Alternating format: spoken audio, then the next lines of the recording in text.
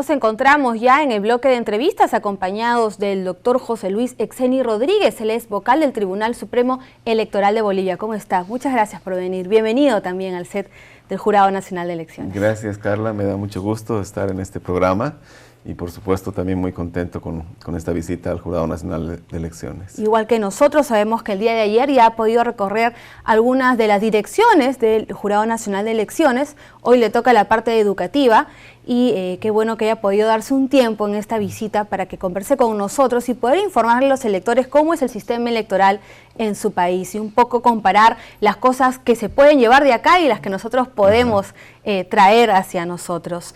Bueno, la primera pregunta es esta explicación de que acá en el Perú son poderes, pero en que en Bolivia son órganos. Hay una división, acá son tres poderes: ejecutivo, legislativo y el poder ejecutivo, legislativa y judicial.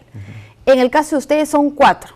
Cuéntenos. Así es, con la nueva Constitución Política del Estado, que es del año 2009, se hace un proceso profundo de refundación estatal y se establecen cuatro órganos del poder público. Ya dejan de llamarse poderes, se convierten en órganos del poder público, que son básicamente el ejecutivo, el legislativo, el judicial y el electoral. En Bolivia tenemos un órgano electoral plurinacional con igual jerarquía que los otros órganos del poder público, por supuesto en relaciones de cooperación y de independencia, con un mandato específico que tiene que ver con el impulso de la democracia intercultural. Entonces, exacto, el cambio se da a raíz de esto. ¿Por qué este cambio? Porque hay un cambio en la propia democracia. Hasta antes de la Constitución teníamos una Corte Nacional Electoral, que era una entidad autónoma que organizaba elecciones. Claro, usted era presidente. Yo fui presidente de esa corte en el periodo de la transición, justamente, y ahora tenemos un órgano electoral plurinacional que no solo administra elecciones, sino tiene un mandato más grande, que es impulsar la democracia intercultural. Es decir, Bolivia en este momento reconoce tres formas de democracia: la democracia representativa, que es la que conocemos, por la cual elegimos autoridades y representantes mediante sufragio universal; la democracia directa y participativa, que tiene mecanismos como el referendo, la revocatoria de mandato, las asambleas, los cabildos, la consulta previa, la propia asamblea constituyente, la iniciativa legislativa ciudadana. Y quizás la parte más innovadora es el reconocimiento constitucional de la democracia comunitaria, que tiene que ver con el ejercicio de normas y procedimientos propios de las naciones y pueblos indígenas. Es por eso que es plurinacional ahora el nombre. Sí, el Estado boliviano se caracteriza, tiene dos cualidades. Una es la plurinacionalidad, que básicamente da cuenta del reconocimiento de que en una misma nación cívica, la nación boliviana, coexisten diferentes naciones e identidades culturales. En Bolivia se reconocen 36 naciones indígenas. ¿Desde qué año? Bueno, con la Constitución del 2009 se da este reconocimiento, 2009. Pero por supuesto son naciones que son preexistentes a la propia república. Claro, me imagino que debe haber sido un arduo trabajo para poder lograr esto. Sí, porque claro, había una existencia precolonial de estas naciones, pero siempre subordinadas, invisibilizadas, discriminadas. Entonces ha seguido un proceso muy largo de lograr que en la Constitución se las reconozca, y ahora asumamos que Bolivia es un Estado plurinacional. Esa es una de las cualidades. Y la otra es que somos un Estado autonómico con diferentes niveles de autonomías, departamentales, regionales, municipales, y una que es muy importante, que son las autonomías indígenas. Las indígenas. Es por ello que el propio organismo electoral, órgano electoral plurinacional de Bolivia, se divide en varios organismos. Cuéntenos, ¿cuáles son? Básicamente tenemos el Tribunal Supremo Electoral, que es la máxima instancia en materia electoral en todo el territorio del Estado plurinacional y en los países en el exterior donde se vota. Votamos en 33 países en el exterior, procesos de alcance nacional. Y tenemos tribunales electorales departamentales, son 9, uno por cada departamento, que son más los brazos, digamos, operativos, ¿no? ¿Ellos están instalados permanentemente o son órganos provisionales? No, son permanentes, con toda la estructura y el personal requerido para administrar procesos. Administramos un promedio de 2 procesos por año, ¿no? En los últimos 3 años hemos administrado 2 elecciones de alcance nacional y 3 referendos. Entonces es un trabajo muy intenso y por lo tanto se requiere el equipo permanente, y por supuesto lo reforzamos con personal eventual. Claro, también, es a nivel subnacional, pero también hay otros más locales. Básicamente ese es a nivel departamental, y después ya en procesos electorales se activan los jueces electorales, que son los que Así es. administran justicia en procesos, los notarios electorales, que son responsables básicamente de coordinar los recintos, y los jurados y juradas electorales, que son los ciudadanos y ciudadanas que organizan el proceso de votación en las mesas, ¿no? En las mesas de sufragio. En las mesas y son elegidos por sorteo, ¿no? ¿Ellos también pueden administrar justicia electoral o solamente es el órgano supremo electoral? Solo los jueces electorales en procesos, pero el órgano electoral es el que es responsable de toda la parte jurisdiccional. Nosotros básicamente, a diferencia del Perú, que tiene 3 diferentes cuerpos. Sí, justo ¿no? eso quería preguntarle, porque en el sistema electoral peruano pues se divide en la Oficina Nacional de Procesos Electorales, que es el encargado de administrar, de organizar el proceso electoral, ¿no? El Jurado Nacional de Elecciones, que es el que administra justicia electoral y fiscaliza y vela porque los resultados sean el fiel reflejo de la voluntad del pueblo, y RENIE, que es el Registro Nacional de Identificación, que se dedica pues a tener el padrón actualizado todo el tiempo, ¿no? En este caso, ¿cómo funciona la institución que usted representa local? En Bolivia, el órgano electoral plurinacional concentra 4 funciones. Una, la OMPE, es decir, administrar procesos electorales y referendos. 2, administramos la justicia electoral, todo el tema jurisdiccional también lo vemos nosotros. 3, a través del CERESI, que es el Servicio de Registro Cívico, vemos toda la parte de registro electoral y de padrón electoral, ¿no? Nosotros también tenemos el mandato para administrar los certificados de nacimiento, de matrimonio, de defunción, todo lo que es registro cívico. Y 4, a través del Servicio Intercultural de Fortalecimiento Democrático, que es el CIFDE, asumimos toda la tarea de impulsar la democracia intercultural, la educación ciudadana, todo lo que tiene que ver con cultura democrática. ¿Sí? ¿Eso siempre fue así o se cambió a partir del 2009? ¿Le parece, para ustedes es fácil concentrar todas estas funciones? Ya se concentraba antes, pero reitero, con una entidad que era de menor jerarquía, claro, y básicamente hacía elecciones, ¿no? En cambio ahora, dentro de nuestro mandato, por supuesto, administramos elecciones que asumimos que deben ser plurales, transparentes, competitivas, técnicamente impecables. Administramos referendos, también administramos o supervisamos elecciones de las cooperativas de servicios públicos, por ejemplo. A solicitud podemos administrar elecciones de las universidades públicas, de organizaciones de la sociedad civil. Hacemos acompañamiento a los procesos de consulta previa, hacemos acompañamiento a asambleas y cabildos, acompañamos todo el proceso de conformación de las autonomías indígenas, que es muy complejo. En todo donde hay elección, ustedes están ahí. Elección, decisión, deliberación, control social, autogobierno, es decir, se ha ampliado no solo, por supuesto, la cualidad del órgano electoral, sino lo que tenemos es un proceso de ampliación de la democracia o de lo que asumimos como las democracias en ejercicio, en plural, ¿no? Y que está en bastante desarrollo, porque que las personas quieran participar tanto en la democracia es porque se sienten verdaderamente ciudadanos en los que pueden hacer efectivos sus derechos políticos. Hablando de la autonomía, en nuestro país los miembros del Pleno del Jurado Nacional de Elecciones que administra justicia electoral son elegidos por colegiados, por la Corte Suprema, por el Ministerio Público, por los colegios de abogados y por las facultades de Derecho públicas y privadas. Son 5 miembros, ¿no? Presididos por un presidente, obviamente. ¿Cómo es en el caso de ustedes? En Bolivia somos 7 miembros, se denominan vocales del Tribunal Supremo Electoral. 6 de ellos son elegidos por la Asamblea Legislativa Plurinacional. Por el Congreso de la República. Por el Congreso, luego de un proceso de convocatoria pública con examen de méritos, que son procesos públicos largos. En el último proceso se presentaron como 400 ¿Pero tienen que ser profesionales de alguna carrera en específico? No se especifica, o sea, no se limita, por ejemplo, a que sean abogados, pueden ser de las ciencias sociales, pero tienen que cumplir requisitos de experiencia, de conocimiento, por supuesto, del sistema electoral boliviano, tener vínculo con ejercicio de las democracias. Pero es un proceso de convocatoria pública, básicamente con arreglo a méritos. ¿Sin afinación política? Es un requisito imprescindible que no tenga ninguna vinculación ni militancia política, por supuesto, para garantizar la independencia del órgano electoral. ¿Los 7 son elegidos por...? 6 son elegidos por el Congreso, que en Bolivia es la Asamblea Legislativa Plurinacional, y el séptimo, o séptima en este caso, fue designada por el presidente del Estado Plurinacional. Entonces somos los 7 miembros. De los 6 que elige la Asamblea, al menos 3 tienen que ser mujeres, vocales mujeres, y al menos 2 tienen que ser de origen indígena originario campesino, ¿no? Existe toda una diversificación al interior de los... Sí, es un mecanismo que garantiza la inclusión de mujeres y de indígenas, y eso es transversal a todos los órganos del poder público, ¿no? Ya para ir cerrando, hay dos cosas interesantes que he logrado ver en el portal institucional.